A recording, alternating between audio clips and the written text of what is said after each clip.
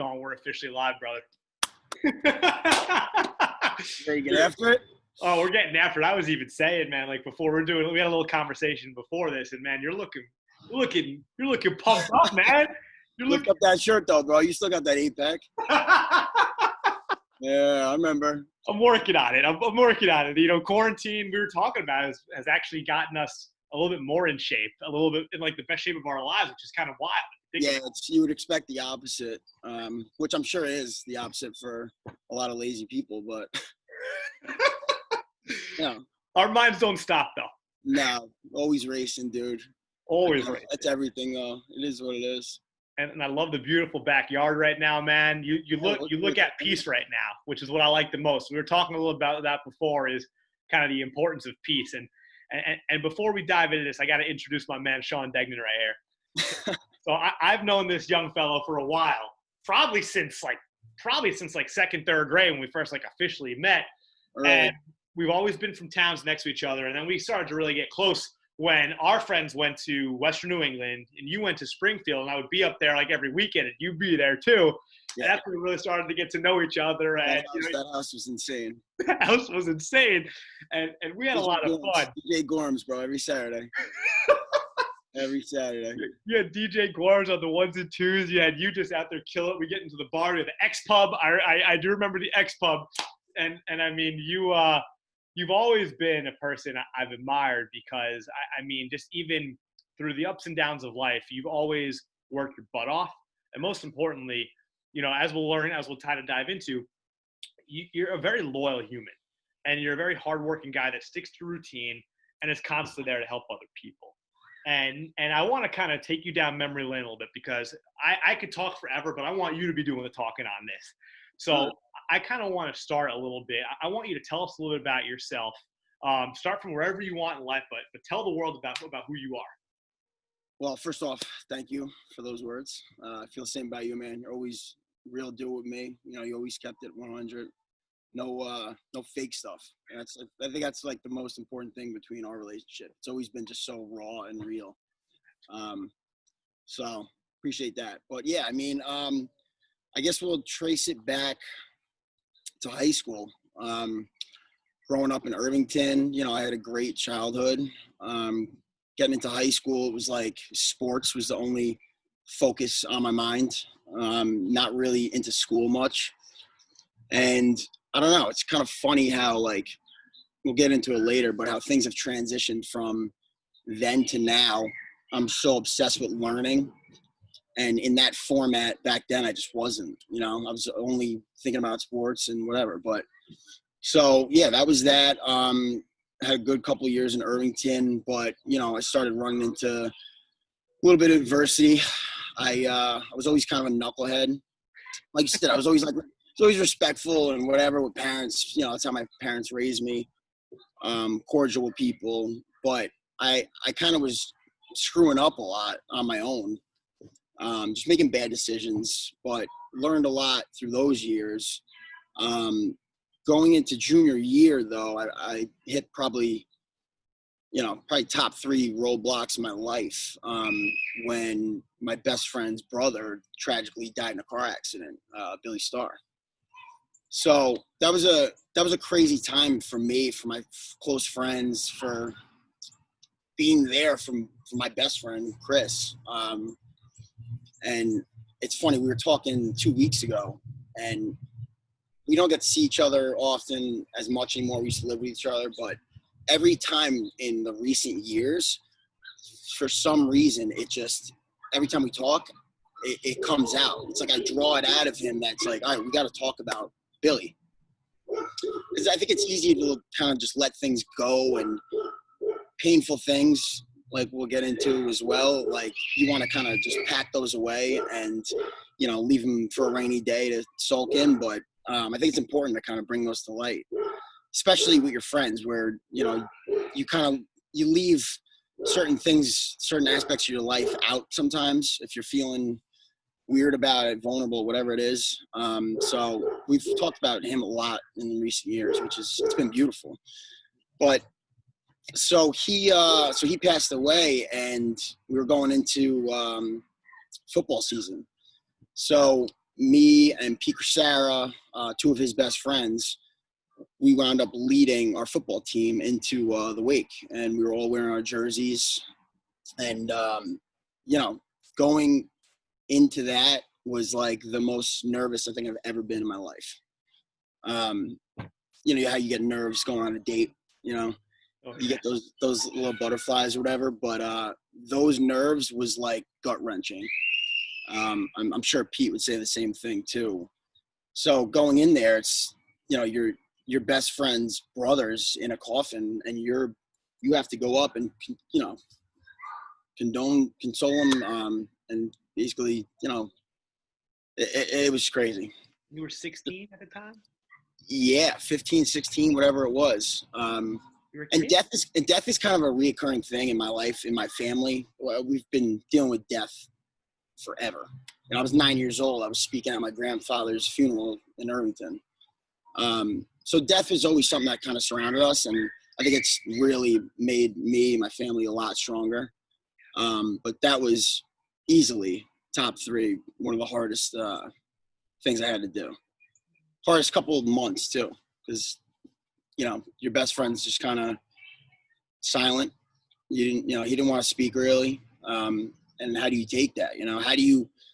How are you there for someone who's going through something that you can't even imagine?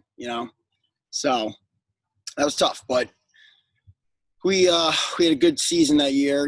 Came out, and senior year going in, I had a really good year, breakout year, and I was thinking about my college decision. So I had football season, wrestling season, and I wound up winning the section my senior year. I had to go to States two or 3 weeks after that, and in between, I had to squeeze a visit in to Springfield. So I'm training for States, and meanwhile, I have to go visit, one of my top colleges. So I go up there, and I see one of my good family friends growing up, Jason Bednars. He was an offensive lineman there. So we've been family friends forever. We'd go on vacations when we were little kids, the whole nine. So I go up there. I had a great weekend, like awesome time. Fell in love with the place.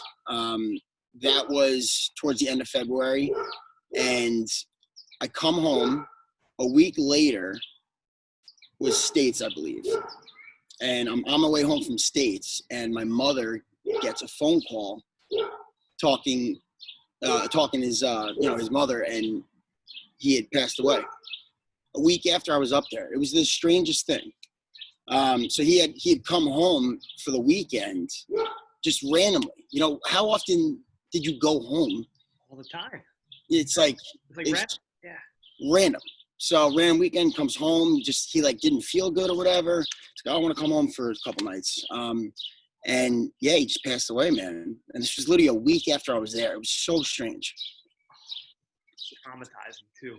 Yeah, it really was. And the craziest part about that is that Jason and Billy have the same birthday. Yeah. It's it's wild. So that, I don't know, there was 2 weeks after that where I was kind of shaken up about the whole thing. Cause it's you're going there, you're following family friends' footsteps, you're going up there, whatever. And I was still on the fence, but once he passed away, it was like, all right, that's it. It just kind of, I don't know why it just solidified. That's where I'm going. And so that kind of made the decision for me. So did that, went up to school, and Springfield, I battled through a lot of crazy times, and most of the Springfield years were self-inflicted adversity. I made poor decisions up there. And it's, as you were saying before, I really appreciate it. It was, I put a lot of love and trust and faith into people. But sometimes in a split-second decision, you have a lapse of judgment or whatever it may be. So my sophomore year, we were in the dorm room. We had just come home from a night out downtown, and I get a phone call. It's one of my buddies. And I'll make a very long story short. He said, our friend blah blah got jumped. We're coming to pick you guys up. So me, two of my best friends get picked up. We all show up at this house, and there's about 20, 30 people there. We see our buddy in the backseat of a car beaten to a pulp, blood everywhere. We're like, this is insane. So get into a huge melee with another college in the town, another college's baseball team. So they come outside with bats, and we get into a very, very bad bloodbath. At one point, I was on the ground. I was on top of some kid, whatever, wrestling around, and I hear my name get called from the left, and I turn, and there's a kid coming from behind me. He's crow hopping towards me with a bat, coming at my head. Oh my God! My best friend Corey dives in front of the bat. He called my name to like get out of the way. He dives in front of the bat. His hand gets shattered, and he basically rips the bat out of the kid's hand. Saved my life, dude. That would have been it. That would have been it. It's coming right in my head. I can't believe someone would even do that, though. Yeah. It was, I mean, I don't know. I can't pass any judgment, honestly, because you just, like I said, you have a lapse of judgment sometimes in these crazy situations. You know, it's like, maybe that wasn't his intention, but in the moment he was seeing red. But thank God, you know, my buddy Corey jumped in front of it. His hand was a balloon. Yeah. So that was that. The next day we all got called into the dean's office, and it was very clear in Springfield, like, all right, these are like football guys, and these are blah blah blah. Everyone was kind of had their labels or whatever. So they knew that we were involved in this thing, and it was a long process, couple months, but there was probably like 10 or 12 of us temporarily kicked off the football team throughout this whole time where they were doing investigations and the whole thing. And what wound up happening is 3 of my best friends got kicked out of college, and then me and 2 of my other best friends got temporarily kicked off the team for 2 months. We got 150 hours of community service and something else. So sophomore year of college went from like, all right, we're having the time of our lives, literally, until that happened. You're like, all right, I'm in the deepest, darkest hole like I think I've ever been in. So you know, me, my 2 buddies, we fell into like a deep depression. You know, we weren't going out. We were every single day. It was class, and then we were going. I was working downtown at it was like a juvenile place, which wound up being so rewarding for me. You know, in the moment, you're kind of like, oh, this sucks. I'm going to do this and that. But in the end, it was such a good thing for me. So that was a really traumatic experience for us. You know, you lose 3 of your best friends out of college that you think are going to be there with you the next 2 years. You're temporarily kicked off the team, which is like your identity. Yeah. You know, it was like that's who we were. You know, 120 guys on the team. It's such a brotherhood. So to be like kicked out of it, it's like your mother's like kicking you out of the family. Brutal. You know? So it was a really weird time for me. And, you know, like I said, it took a long time for me to get out of that. So finally I did. And, you know, came back the next year, had a great junior year. And, what I missed actually. So I was a defensive player my freshman, sophomore year. Junior, senior year, I got shot over to offense. Yeah. So I wound up taking Jason's number my junior, senior year to kind of honor him. And so that was a really good thing that I felt I did. You know, it was like a sense of pride wearing his number. Yeah. You know, his picture was hung up in the locker room and everything. It still is. So it was a good thing for me that, you know, it was a really big sense of pride, hometown pride up there. So good couple of years. And then senior year, I had a good senior year. It was winter time, and no, I'm sorry. It was it was like the last couple months of school. Yeah, you're almost home stretch. Yeah, home stretch. So I was dating a girl, and I went over to her friend's house. They were all gymnasts. So I'm literally there for maybe 10 minutes sober, just get there. And I go walk upstairs, and there's this kid, and he's kind of heckling the girls. And, there's a whole label that the male gymnasts had, like, oh, the male gymnasts are gay. Why would they be male gymnasts? Basically belittling all the girls. He was making, all these homophobic remarks to these kids. So I basically was like, listen, buddy, what the hell is the problem here?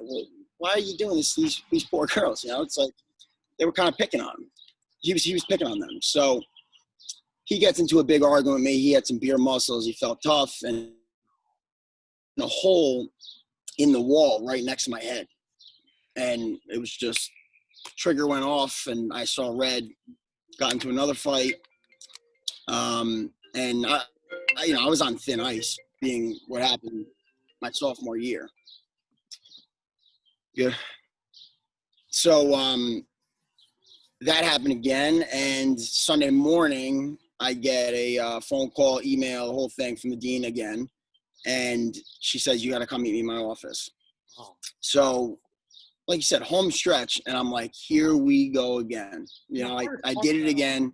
Worst part about all this, I don't mean it was. Yeah. I'm just thinking about this. Everything that happened to you, and we'll talk about this a little after you finish the story, but I had to say it now because I'm feeling all the things that happened, none of them were malicious. What happened with you, first of all, you were defending a friend. You were, these were times, like you said, where you almost like saw red out of nowhere, right? And you were putting yourself in safe situations. And there were so many emotions from earlier when it happened in high school that you weren't really able to, deal with it in a sense at the time because you were dealing with so much trauma and so much grief. Yeah. And I mean, I don't know. I don't think I realized it like in that time. No way I realized that. But I mean, regardless of that, I've always been an emotional person. Yeah. Whether it be sad or happy or angry, I do extremes, it's kind of like how I always have been. Yeah. And sometimes it's a blessing, but sometimes it's a curse, obviously, when stuff like this happens. So that was, that was crazy, man. So the next morning I go there, and the kid had sent her a picture of his face, like bloodied up, and just underneath it said, Sean Degnan did this to me. Oh my gosh. And it's just like, This kid's the worst, by the way. Huh? This kid is the worst. Oh, dude, he's brutal. And he's a freaking little Irish kid, too. He had a shamrock on his shoulder. when my mother heard about it, she's like, the Irish is doing this to the Irish? What the hell? Oh, she was, oh, man, she was fuming about it. But, yeah, man. So, but like I said, lapse of judgment, another stupid decision I made. So I had to deal with it. So they wanted to kick me out of college again when I had a month and a half left. And it took like everything in the kitchen sink for me to fight back with this. And God bless my coach, man, Coach Sarasulo. He was the offensive coordinator at the time, but now he's the head coach now. He went to war for me, man. He put his job on the line. Stuck his neck out for me. He was my representative in all these hearings and everything. Sophomore year, my senior year. So there was a lot of people that like rallied around me. And that was another thing I didn't realize until after the fact, how much support I really had. And if I didn't have that support, I don't know how, it would have all turned out. So that was, like I said, it was another battle. They wanted to kick me out. It was a temporary ban from like certain activities, blah, blah, blah. I couldn't do senior week stuff. I couldn't go to the senior formal. And they didn't want me to let to walk at graduation. And that was like the biggest killer to me. Was like, I don't care about senior week. I don't care about the formal, the whole thing. I was like, graduation, like what I've been here for 4 years, like I'm going to walk down the aisle. So again, everybody rallying around and fought back and got, I got able to walk at graduation. So, but I got slapped with another 100 hours community service, and it was wild, dude. So stupid decisions that really just have a huge impact on my life. And I have nobody to blame but myself. It's like, yeah, you could say, oh, well, this kid antagonized you, or, these guys picked you up, they gave you the phone call, but it's like, I was the one that made the decisions. And I think early on in my life, I was so quick to throw blame elsewhere. And, I realize now, a couple of years ago, I started realizing this, like, you need to own your decisions, man. Like, there's nobody swinging that fist for you. Like, you're doing that. You're making these stupid decisions. So it took me a while to kind of come to terms with that, like, yeah, you screwed this up, Sean. Like, this isn't anyone else's fault. Powerful. So yeah, that was crazy, man. So that was college. What a whirlwind, man. Crazy. Yeah. Oh, and look at that growth, though, like you just said right there, that I love, is like, that's a very hard thing to do, because that shows the mark of like a man, like of growing into a man and saying, because I used to do the same thing. I'd be like, but this is, and I'd always sit back and say, well, John, you were the one who exploded. You were the one who still made this decision. You were the one that said what you said. Take a step back, breathe a little bit, and take some responsibility. Because that's how my father always taught me. Take responsibility for your actions, John. And always. And once you kind of get that, you start thinking, you know what? Yes, yeah, there were things that went wrong. Yeah, there were things that may have antagonized us, but I did make that decision, and it helps you grow so much, and it helps you face those emotions and those demons that you were fighting. Yeah, man, big time. And then, like, you have no choice to do it, because if you don't face the music, you're just going to keep living in denial. You're going to keep screwing up. You're going to keep making these poor decisions. You're not going to grow.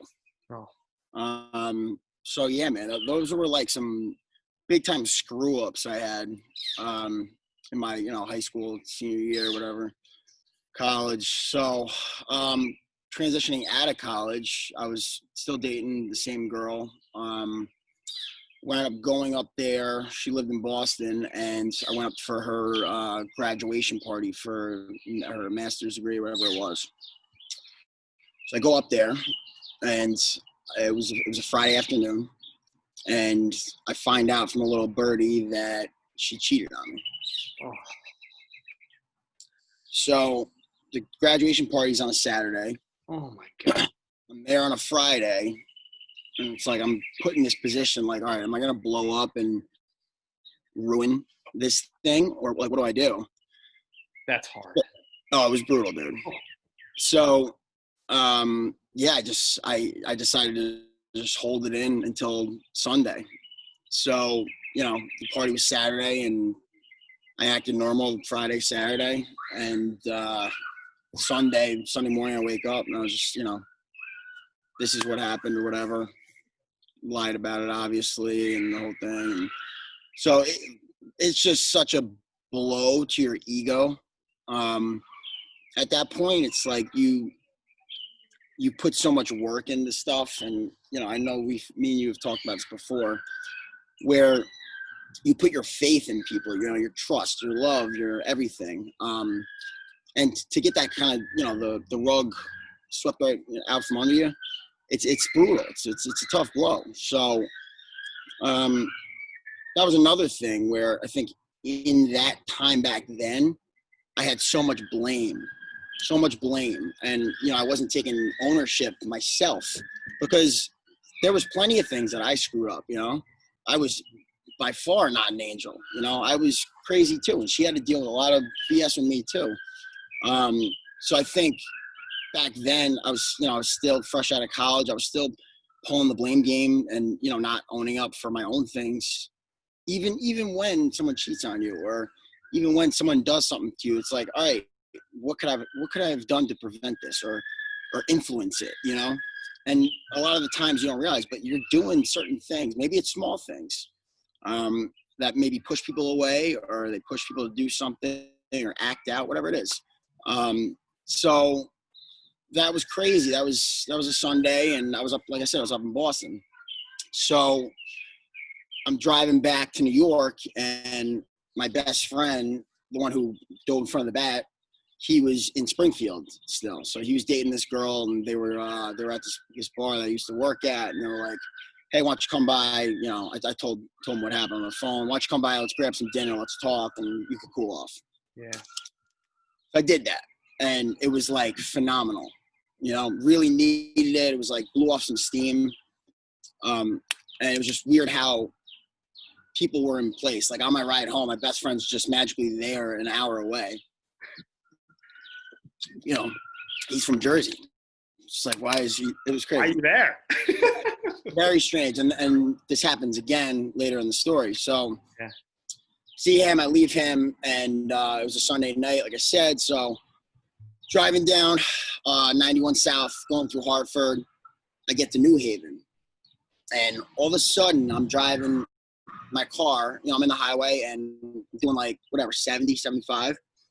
I look down at my speedometer, and like, I started going like 50, 40, 30. And I'm like, what the hell is going on? I wasn't really conscious of what was going on, really.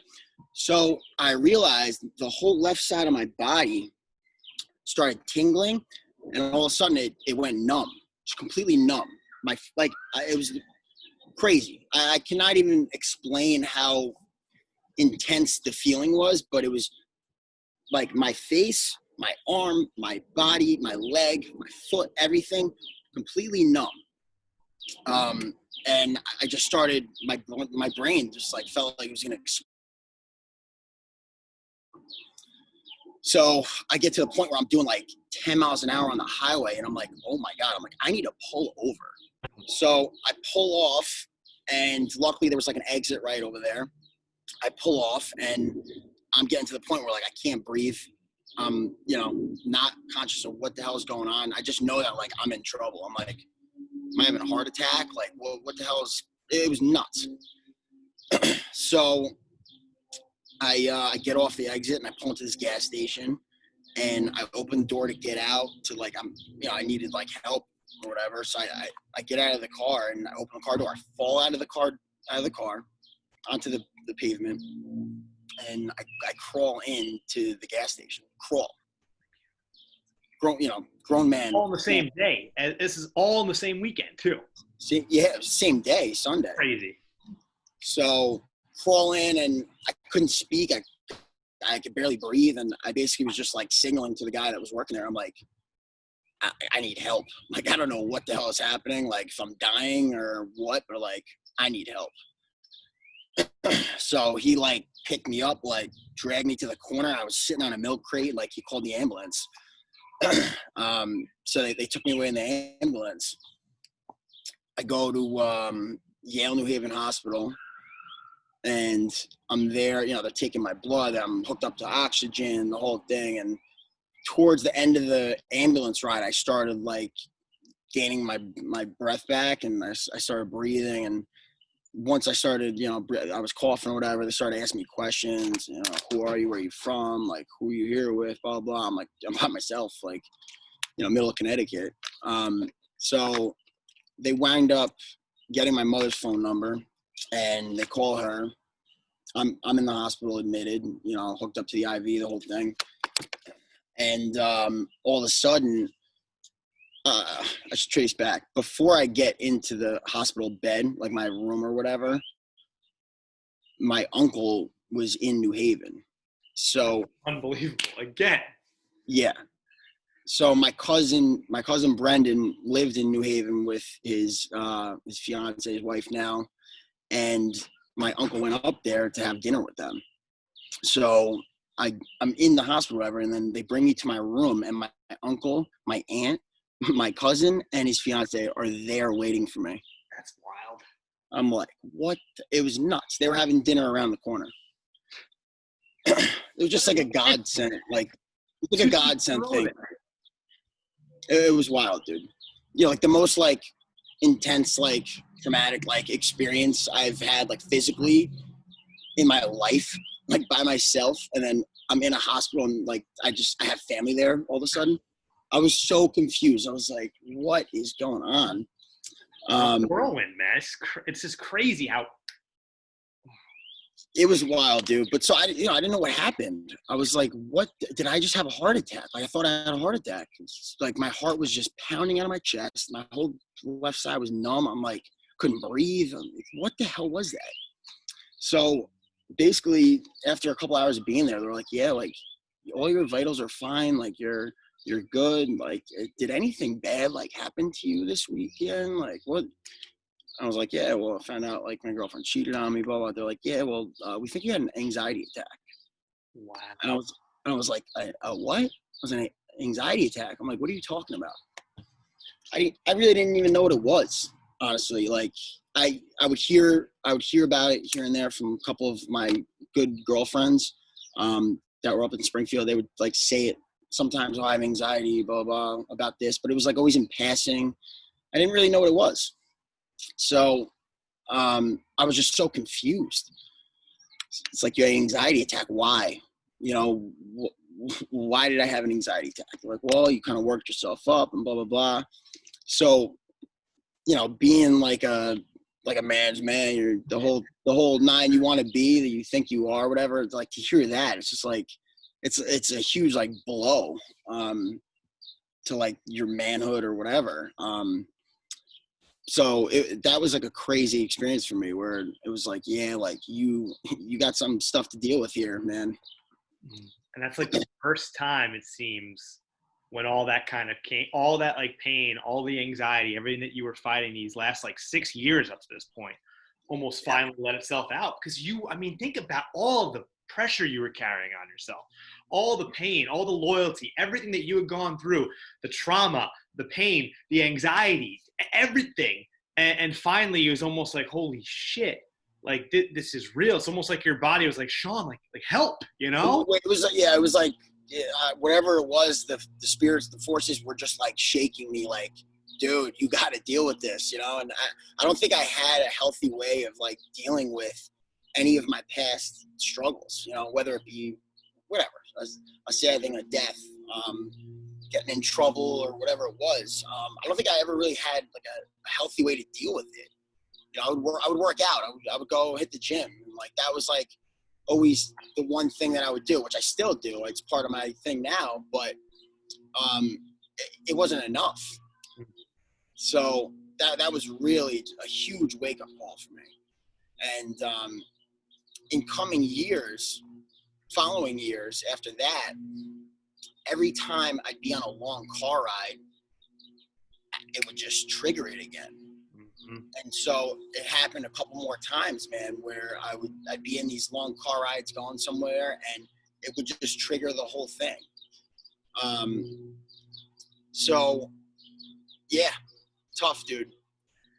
How from that, right? So like you said, you had all these really, to be honest, brutal experiences. You had some stuff that you really had to deal with and some challenges that you really had to overcome, all in like different areas of your life too. Now, how did you use that experience to start working on yourself a little bit more, to start getting help, to start being a little bit more vulnerable? What was going on? When was your first, I guess, in your opinion at least, your first sign of, okay, this happened, but now I'm going to actually take action on this? That's a good question. I don't know, man. It took a while. It took a while, dude. Like a couple of years. It took a couple of years after that. And I think the next thing that I'm going to talk about was kind of the big catalyst to like the huge change that I've had. So I guess I'll dig into that. So love to hear it, baby. I love this, man. Yeah, stories, bro. It's such a journey, man. That's what I love about this. So just like, again, like I know you well, but now because we talked a little about this before the podcast too, and it's like after you hear this, it's like, damn, like we're so similar without even realizing it. Some of the experiences, like we were saying before, like you know, before we were recording, saying like how you got friends and you don't talk about certain things, or whatever. It's just like, you know, you don't know this stuff about me until like we were talking about doing this the last week. I love about this now. It's like now we're able to be vulnerable to hear this because there's so many other people that are probably in the same boat. They're like, wait, you guys went through this? And that helps people open up so much. And like let that out and let that light out and be able to start improving and start getting better, because, you know, it hurts to hear you in that much pain before, you know? Yeah, and not knowing how to deal with it. And there's so many people that just don't know how to deal with it, you know? Like, I was stuck for years, dude. Where I wasn't crazy depressed, or I didn't have anxiety all the time after that, but it was like there was extreme moments that would come up, you know? And it was because I didn't know how to deal with it. Yeah. So, 2 years ago, 2018, that was kind of the biggest, I don't know, whirlwind of a change for me. I was moving out of Yonkers, and I was moving to the Bronx.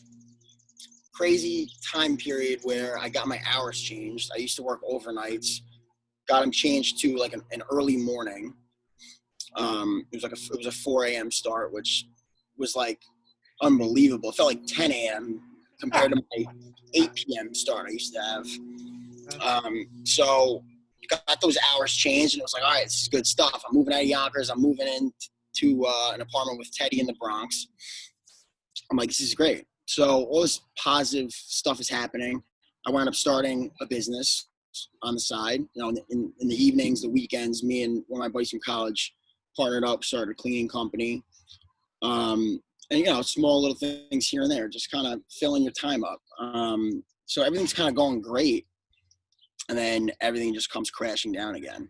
Oh, my God. So within a 3-month span, my grandmother's sister winds up passing away, who she was like another grandmother for us. You know, we were very close. So she lived one street over from where my father grew up. And my father's one of 7, and their family was one of 5 or 6. I gotta think about it. They're gonna bust my balls for not knowing that right now. Huge family, like a street away. So everybody was very close. Where like, you know, my dad's cousins, I call them uncle. We're like very close to them. Yeah. So for her passing away, it was like a really tough thing for my family. So that happened, and then it was April, whatever it was a month after, and I'm in Connecticut.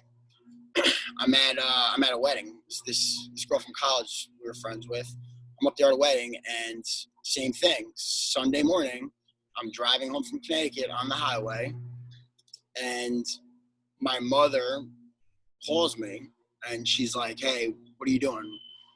And I was like, "I'm driving home from the wedding." And she's like, "You need to pull over." And I was like, "What do you mean I need to pull over?"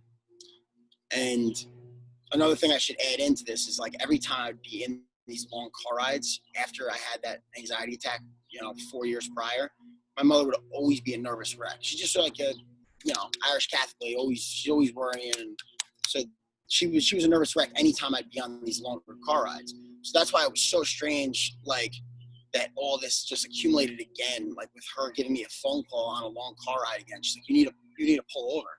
I'm like, no, I'm not pulling over until you tell me why. And she got like really like assertive, like, pull over the car. So I pull over the car, and she told me, she said Nolan passed away. So it just got chills, dude, saying that. I remember it so vividly. So yeah, Nolan Rich, who was like a cousin, family member to me my whole life, he passed away, man. And I was done. I was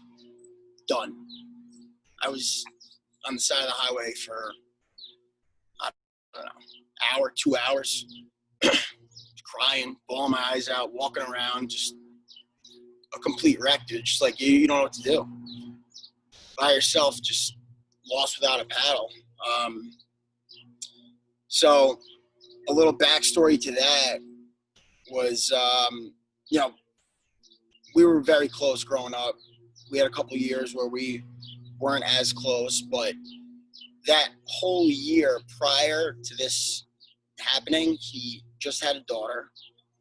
And me and him and my cousin Justin, we were like the trio. We were like the three that always together growing up. And that whole trio started to kind of come back. And, you know, we were going out to dinner again. We were going golfing. It was great. It was amazing, like having this whole thing back, you know. I remember one night I'm in the kitchen cooking in Riverdale, and, you know, he just FaceTimes me, and he's got his daughter right on the phone. I'm like, damn, man, like, this is just crazy. Like, Nolan has a daughter. Like, again, like I said earlier, like, everything just seemed to be going well up until everything started crashed down. So I was bartending one night, Saturday night, and it was late. It's like midnight. And Seamus walks in. He's like, hey, man, like, I think there's, like, something you need to hear. You know, it's Nolan. So Nolan had left a voicemail on Seamus's phone, and he didn't sound right, you know. And he was like, you know, I don't think Nolan's well right now. And, yeah, it was tough, man, because he had battled with drug addiction for years. And, you know, we'd been under the impression that he was clean and he looked so healthy. So, yeah, we got that voicemail. I heard it, and I was livid. So, closed the bar that night at like 3 a.m. I go home. I couldn't sleep. I was just freaking out. And I wake up, whatever, get up, wake up, you know, like I said, I couldn't sleep. It was 7:30 a.m, and I just shot over to his house. I called him, and I'm like, dude, get out of bed right now.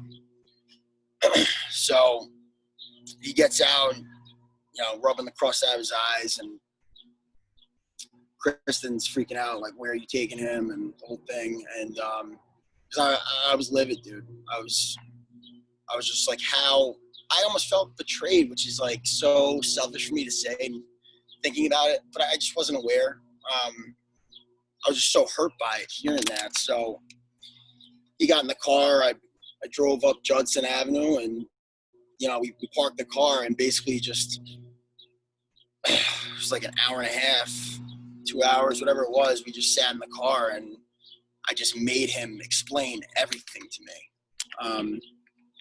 Because he had never fully opened up to me about, like, his addiction and his struggles and the whole thing. I always knew it, and, you know, we would have surface level conversations about it. But this was the first time where it was like, it's crazy, man. I laid the hammer down on him, and I'm like, you need to cut this shit out. You know, you need to cut it out, because you got way too many people that care about you. And, you know, I was heartbroken by it. You know, we were sitting in the car, we were crying for hours. But something so bad, and, you know, anger, sad, whatever it was, it took such like a beautiful turn, because it was the first time that he fully let his guard down. And he was just like, listen, man, this is what I'm going through. This is what I'm feeling, you know? And it was incredible to just hear the truth from him. So, yeah, man, it was crazy. And from that point, it was like, all right, man, like, we're gonna be here for you. Like, I'm gonna be here to support you, and let's get through this thing. And if you have trouble, you know, with things, you just call me. I'm here for you. You have people. So, you know, it was a couple months after that, and things were great.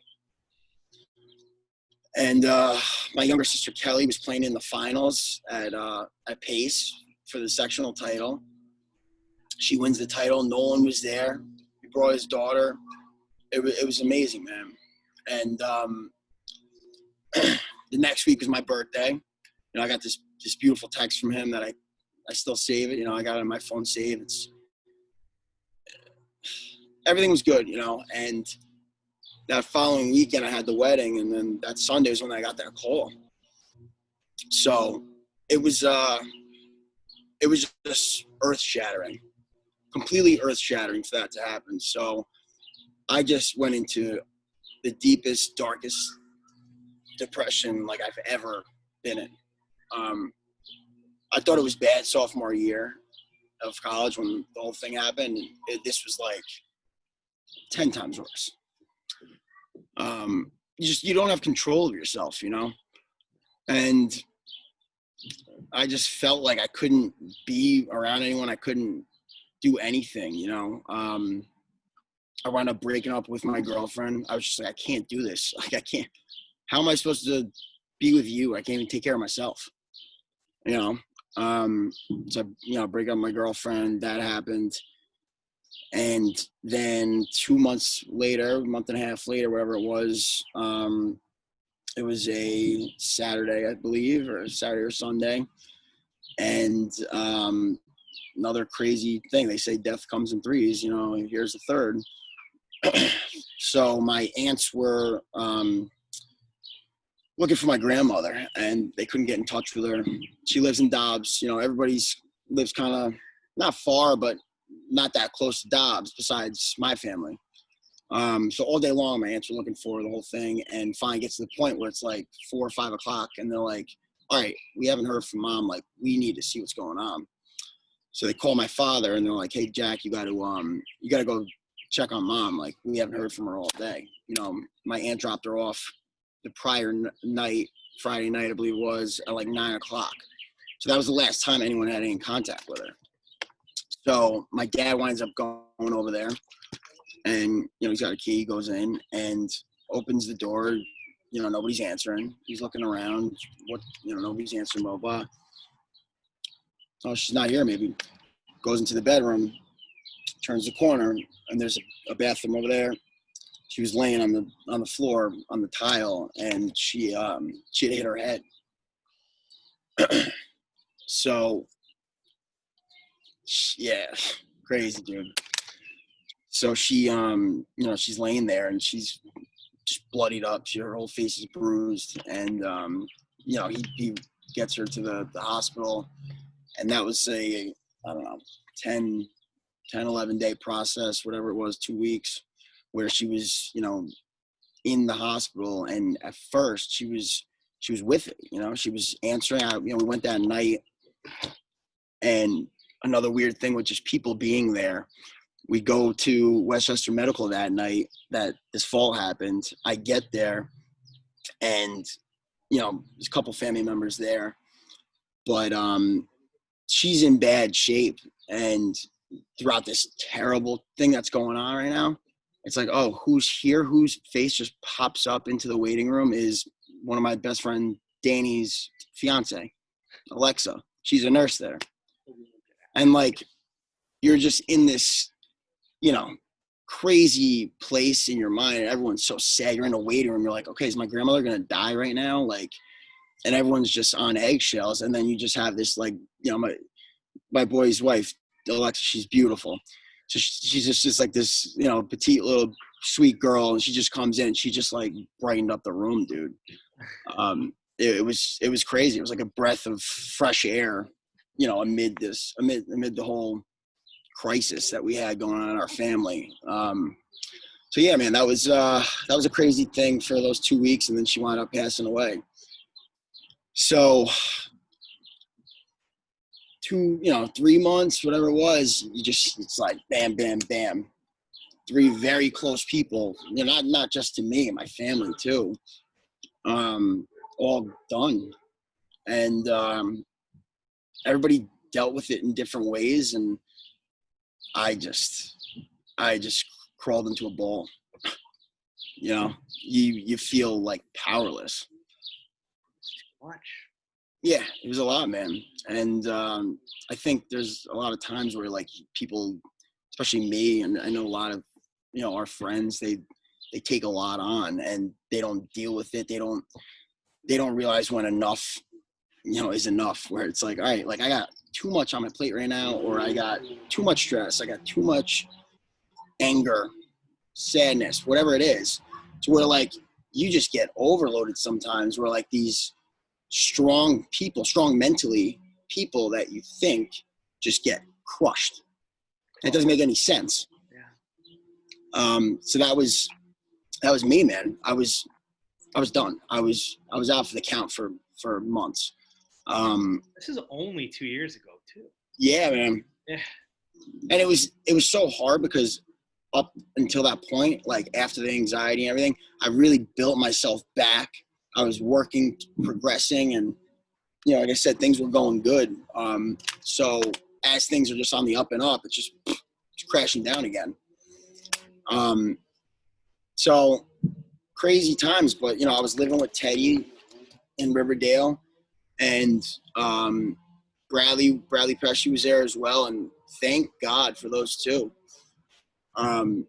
It was the most influential time period in my life, I think, to where I was really vulnerable and just like clean slate of, because I couldn't think for myself. It was terrible. I was going to work every day. I was on the verge of just freaking breaking down at any point in the day. It was terrible. And those two guys, man, were just amazing. Amazing guys, huh? We would have talks for hours and hours, man. Hours on end, just about life. There's no TV in that apartment. And they're such awesome people too, and great thinkers too, and deep and intellectual and listeners. Yeah, man. So just weird of like the whole idea of people being there, Well, it does everything for you, right? Because even like when you talk about that story with Nolan, it breaks my heart because a lot of people who suffer from addiction are the most beautiful people imaginable. Yeah. And I was lucky enough to know Nolan myself, and just even having those conversations with him and seeing him in the gym and seeing how happy he was and what he was doing, and he's always telling me about his daughter, and I'd be like, and we'd be getting after it at the gym, and we'd be just like staring at each other, like pointing, and I'm like, yeah, here we go, baby. Yeah, man. And it's just like that's the thing that breaks my heart so much about all this too, is like, when you hear about that, and I hear about that conversation you had with him, just hearing how vulnerable he is and how beautiful that was to have. Those conversations they're they don't happen enough. They don't happen enough. They don't. That's why this is so important right now, because those conversations are life-saving. And even though, Nolan, unfortunately he didn't make it, even that conversation, I guarantee you, helped him so much on his journey and helped him want to, kick this, because man, those addiction is, I wouldn't wish it on my worst enemy. No, man. And up until that point, I didn't understand it either. Like I said before, when I got that voicemail, I was angry. I was like pissed. And even when I picked him up that morning, I was pissed. And I'm like, I gotta address this. Like, this is ridiculous. How are you gonna keep doing this to yourself and also like your family, your friends, us? Like, how are you gonna keep doing this? But it took for me to have that conversation to really understand.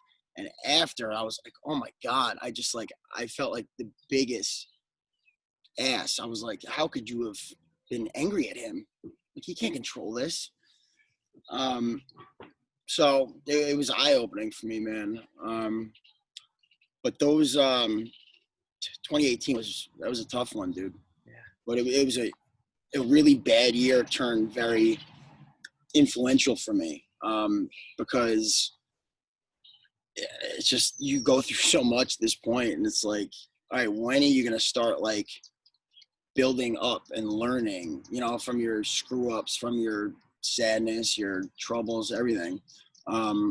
There's this guy, John Maxwell. He's like the #1 leadership expert in the world. He's written over 100 books. Guy's unbelievable. And he's got a quote, and he says, experience isn't the best teacher. Evaluated experience is the best teacher. He says, you basically, you need to reflect on all this stuff that's happening. You could go through it, but if you don't dive deep into that, if you just store that away, it's just going to sit there. So as we were saying before we, got on recording, it was like, it's crazy how you figure out how to channel these things. Incredible. But it took years and years, like 15 years of screw ups and all this stuff to finally start learning how to channel this in the right way. So, the worst couple months of my life wound up bringing me to like the most amazing place I've been. I'm so at peace, you know? That's just such a beautiful thing to hear you like that too, and to hear this whole story and to hear this whole journey. Like, I feel like I was just in a movie in a sense, right? Like seriously.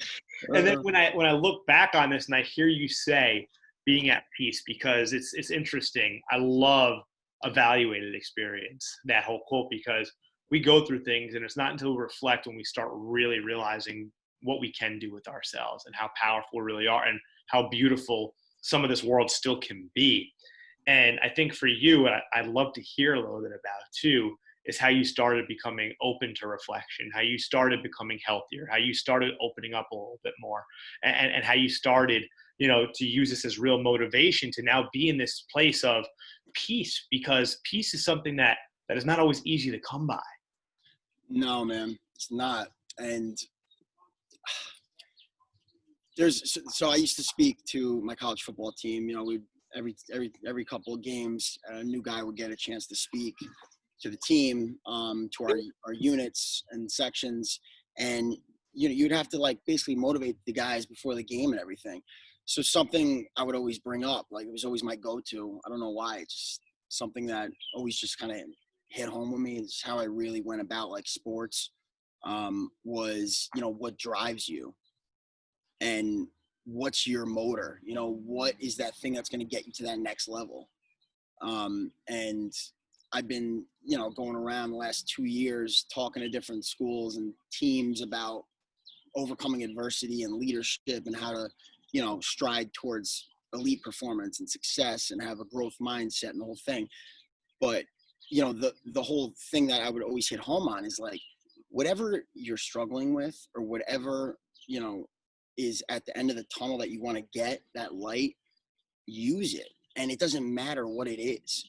It could be the worst thing that's ever happened to you, like one of your best friends dying.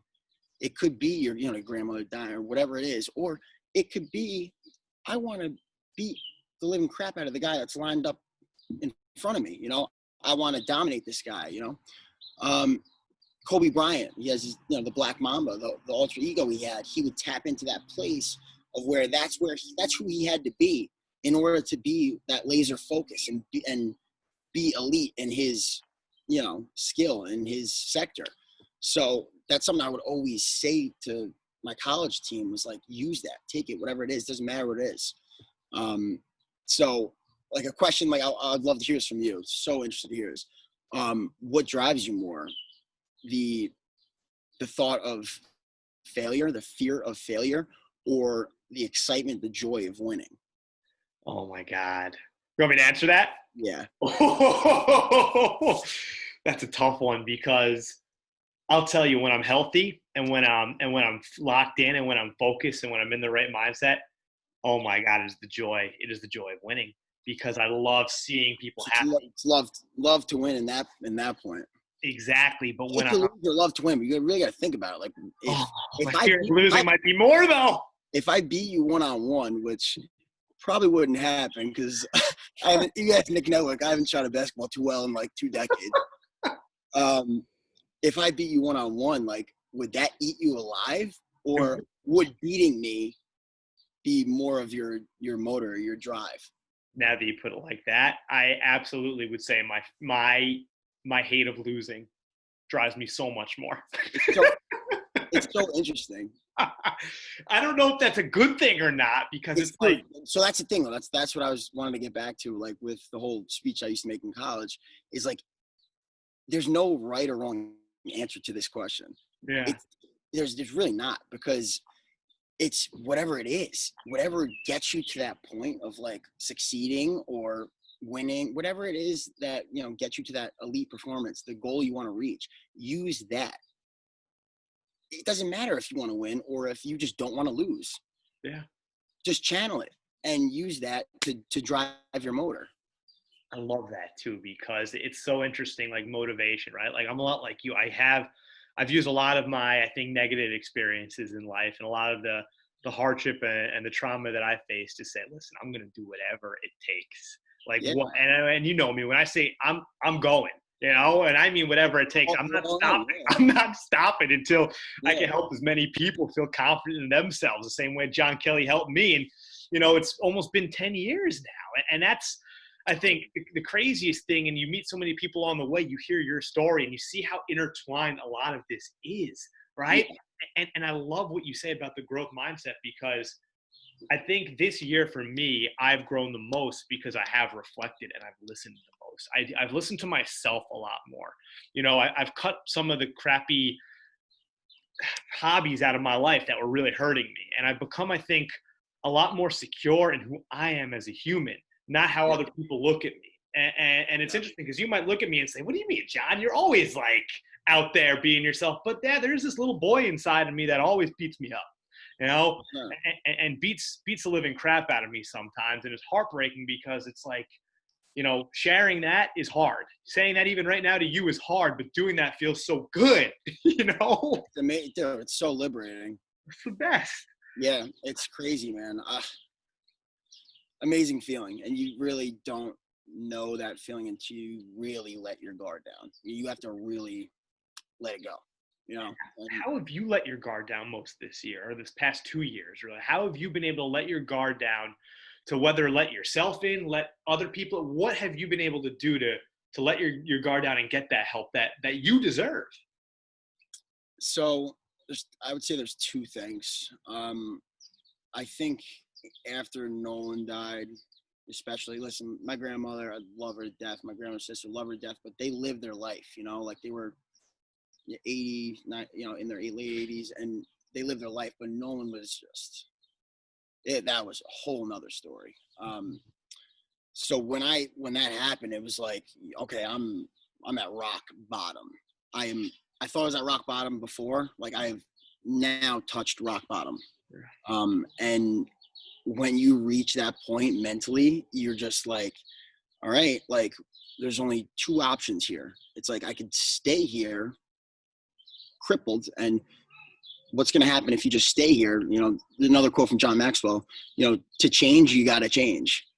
I like that. Simple but effective. Yeah. And it's really, you got to think about that. It's like, yeah, if you want like a different result, you have to change what you're doing. So, you know, it was fight or flight. And I decided, you know, the way I am, my whole mentality with everything is always like, I want to win. You know, I want to be on the best sports team. I want to cook the damn best food. I want to have the best freaking wife, the biggest house, the whole thing. That's how I am. Yeah. So I think reaching rock bottom was like, it was so huge for me, because you can't go any lower. It's what's going to happen? What's going to happen if I take this girl on a date and she doesn't like me? Okay.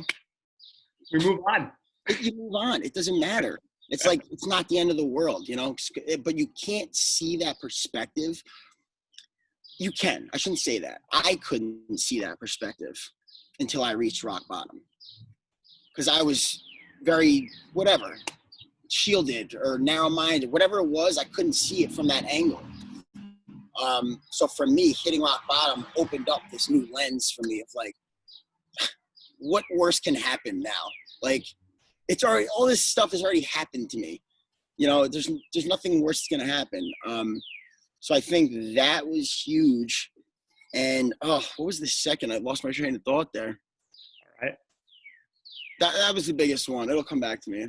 If it comes back to me, I'll say it. But and I'll even say like something that maybe this will help it come back, especially being a man, right? And our perception of manhood, right? I think it was totally off when we were younger, right? We thought we had to be the toughest. We thought we had to be, you know, the best looking, the strongest at the gym, whatever it may be, right? And I think like something I'm so proud of from hearing your story from here to now is just like your whole perception of just being a good person and being a man and letting this all out, right? Yeah. For a young man right now that may be in college, high school, whatever it may be, that may be suffering with that may be putting this crippling weight on their own shoulders, what would you say to them? And how would you help them? I would let them know that, like, two things. You're going to be all right. Like, you're going to come out on the other side of it. you know, you get so just shielded, you know, you're blocked, your view, your perspective, everything. You just think everything's going to end. The world's ending, you know. My girlfriend cheated on me. The world's ending. You know, everything sucks. My life sucks. You know, I got in a fight. I'm going to get kicked out of school. Oh, it's like, no, like you're going to get through this regardless of what's going to happen. You're going to come out of it.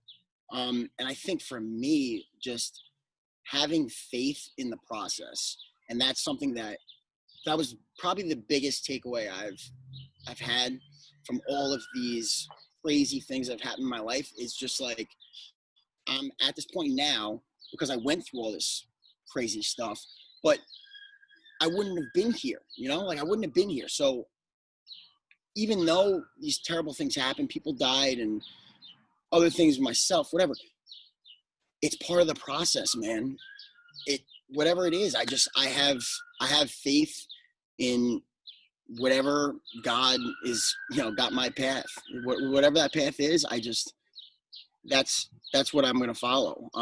So I would say expect the unexpected, because it's going to happen. You know, you got a game plan, but it's going to get thrown off course. And that's in everything. That's in, you know, friendships, relationships, business, sports. You're not going to be able to have your whole storybook laid out. You can't. And I think so many people struggle with that, especially young kids. I know I did. It's like, all right, I'm going to go to college. I'm going to get out. I'm going to be a fireman. I'm going to marry this girl at this age. I'm going to have kids at this age, and blah, blah, blah. And so many young people have that vision of what they think they want to do and be, but it's going to get thrown off course, man. And once you surrender to the process, you're finally going to start growing. You're going to finally start getting over your struggles, your battles. You know, surrender. It's okay that these things are going to happen. You know, it's going to be okay. I stand here before you today and tell you I'm good, and so are you. Exactly. And that key word is, it's so hard for us. And when you realize what surrendering is, the best way of growing, you know, surrendering isn't giving up. Surrendering is actually really being as resilient as possible and growing and taking what's in front of you and making the best out of it. Right. And how have you surrendered in your process? Honestly, because I know for you, it's been kind of in segments, right? It's been hard. I'll tell you, I still struggle with it at times, but for me, I think the best way that I've honestly surrendered is I wake up every morning now, and what I do is I say, all right, listen, John, today you're going to have an opportunity to help someone. Just think about that, right? Think about bare minimum, right? What you set out to do when you were 21 after everything happened. You said that you wanted to do what you could to help as many people as possible. So you know what? You might get caught up in the BS. You might get into an argument today. Slow yourself down and remember that. Remember why you're here. Remember why you're doing this. Your main mission and your main purpose is you can help someone today, right? So as long as you stick with that little thing in the back of your mind every single day when you wake up, you know, you're going to be okay. You have that chance to help someone today. And you know what? Keep it simple. That's what's going to keep pushing you forward. And then that allows you to help yourself. Mm-hmm. And I've also started to surrender a little bit more to me, in a sense, where I'm like, listen, John, you are going to help someone today, but don't be afraid to take 6 hours for yourself, man. Yeah. Don't be afraid to sit there and to breathe. And I do my half-hour workouts with Sean every day. And then I go outside now. I try to take a walk. I try to do some more mindful breathing. Like, I have to work on surrendering a little bit more, because sometimes I have a never-ending to-do list, which is my biggest problem. And that's an excuse. I know I should. I know, like, yes, it's good to have that, but no, it's also overwhelming, right? And it's like, John, sometimes, you know, today when, 8 o'clock today, shut it off, man. Relax. Enjoy, And I've been learning to do that, because I want another person that might have the same type of mind, that, a student that I'm able to touch or impact. I want them to feel that and say, it's okay for me to slow down. I don't always have to be this overachiever who has to run his foundation, has to do a million things. That's not what you want out of life. That's not what John Kelly would have wanted for me. You want me to be happy, and this is what makes me happy, dude, 100%, man. And for you, I feel like it's so noticeable just my experience with you, like when you are fully charged, when your batteries are fully charged, you vibrate, you just like, they're like, okay, here's Tess, here's Johnny Tess. Like, you light a room up. You have the ability to do that, which is incredible that not many people can do. You walk into a room and, it could be a funeral and you could make people start laughing, and it's an incredible ability you have. But when you're not, feeling your best, when you're neglecting yourself and your needs, it's very easy to tell. And in that, like, I struggle with that still. So I set a goal list at every January or end of December, New Year's. I set a goal list for the year, and I always really like try to stick to it. I've done this the last like 4 years where I'm like actually very serious about it. And my one goal for this year, one of them is to start saying no more. Love that. And who was it? This was like 2 weeks ago. This is my best friend Chris. This is my birthday. It was like a month ago. He sent me this beautiful text. 2 years ago, Pete sent me a great one. This year, Chris sent me, like, I always get one like game changing text. I love that. And Chris like highlights me something that I don't like really think about or realize.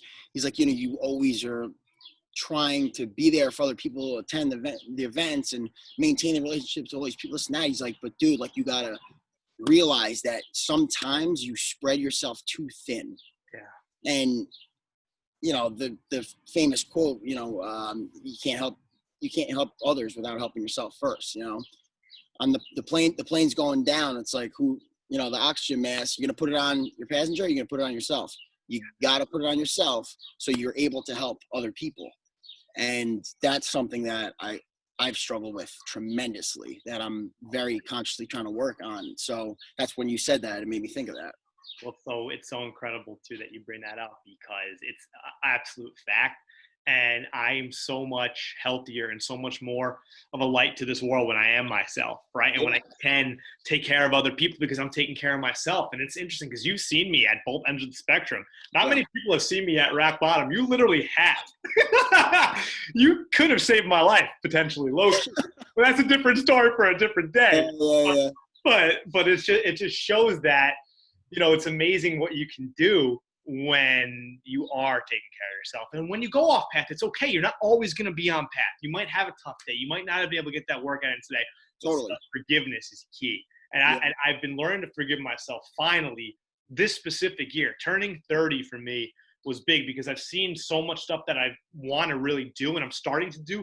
And I'm trying to hang on to that. I want to embrace that because I love it. I'm so proud of who I am right now. And I'm not afraid to say that because I wasn't always like that, right? Yeah, you're owning it, man. Oh, my God. And when you can do that, it's like continuing to hang on to that and make time to really take care of yourself and to forgive yourself. I'm not saying, sometimes being hard on yourself isn't the worst thing. You want to motivate yourself. But sometimes when you can forgive yourself, it allows you to go forward and say, all right, now I'm going to attack this next 10 minutes even harder and do even better. And it's okay. It's okay that you can't do anything. You're not Superman. I'm not Superman. None of us are. There's a great guy, Jocko Willink. Do you know Jocko? Oh yeah, I know him because of you. I actually saw some of his stuff on. I looked him up and I was like, this guy's the man. He's the man, dude. Yeah. I want to be alpha, Jocko. Big time alpha. Dude, I want to be Jocko. Anyways, January, I saw him live with a couple of my buddies, and he was talking about, and I've read a couple of his books. I listen to his podcast like, 2-3 times a week. It's phenomenal. But he was discussing his leadership tactics. And this guy was the commander of the most decorated special forces unit of like in Army history. The American Sniper, Chris Kyle, the lone survivor guy, all those guys were under his unit. Wow. So yeah, he's like the leader of leaders. And it was crazy to hear him speak about leadership in this light. And this is something I study like weekly. I am obsessed with leadership. So he said, like, whenever you think you have 1,000 things to do, the biggest to-do list, or you have an enormous decision to make. And he related it to when he was in Iraq or wherever it was. And it's like life or death decisions when you're there, you know? If you go left, you might get ambushed. If you go right, you might step on a mine or whatever it is. So every time he was facing these huge decisions, every time he would make the smallest decision possible. And why would he do that? Because small wins build up and they add confidence. They build up confidence. Okay, yeah, I didn't win the Super Bowl today, but I won this play. I beat that guy on this play, you know, and that was crazy for me to hear because you think you have to do all these things. You know, I'm obsessed with, you know, being successful, building huge businesses, and I want to be worth millions and millions of dollars. It's like, you're not going to do it overnight. You know, so how about you call this customer back? How about you deal with your employee relationship better?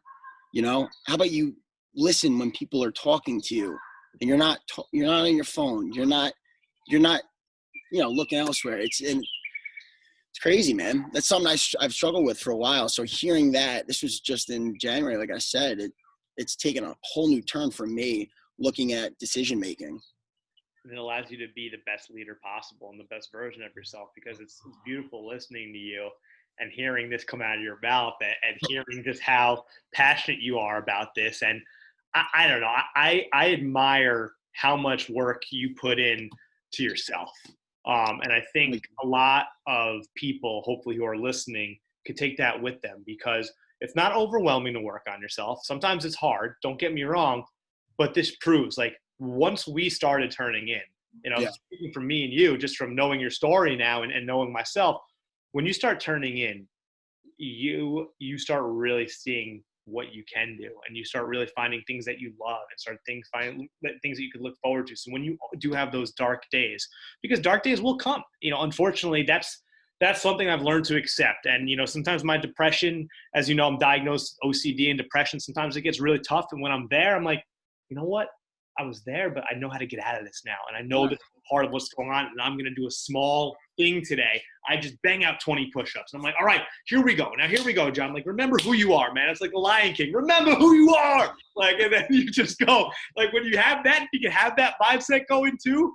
Like, that helps me so much. And, like, for me, just to hear your growth as a human and as a friend, and, you know, to consider you, I consider you one of my close friends, man. And it's beautiful to have you on here. It is beautiful. It's great. And to have you open up, man. I'm honored to be here.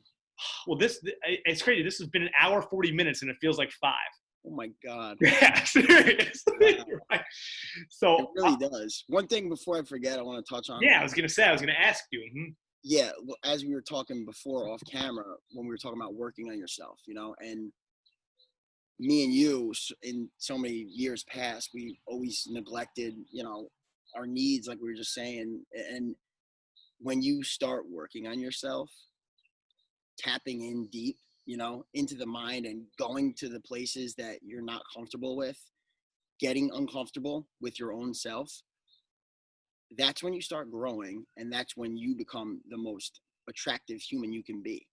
You know, when you're out here and you're worried about chasing the girl, you know, and that's all you're focused on, you're not as appealing. I promise you that. And it goes for both ways, guys and girls.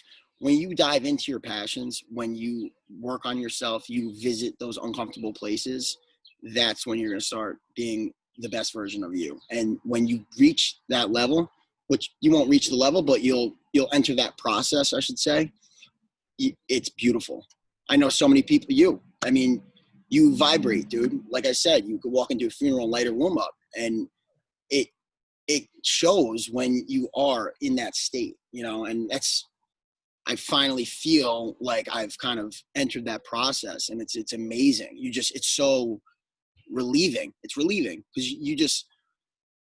you're not stressing. The whole anxiety that I've been through in these freaking, you know, the last decade, the depression, everything, and not to say it won't come up again. I still have bad days, totally, but it's relieving, man. It's a weight off your shoulder, and it's a beautiful process to enter. So I would challenge anyone listening to surrender yourself to that process, because that's when you'll really start learning about yourself, and you'll really start living.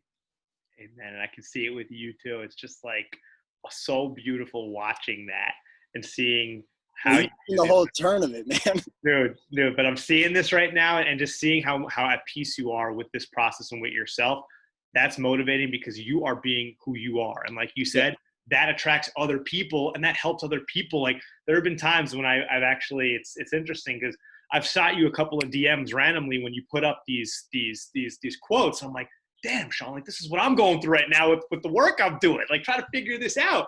And when you kind of radiate that, people become attracted to it. And I think that's the most beautiful thing because you're just being you. And then that allows other people to be the best version of themselves. And that's the best.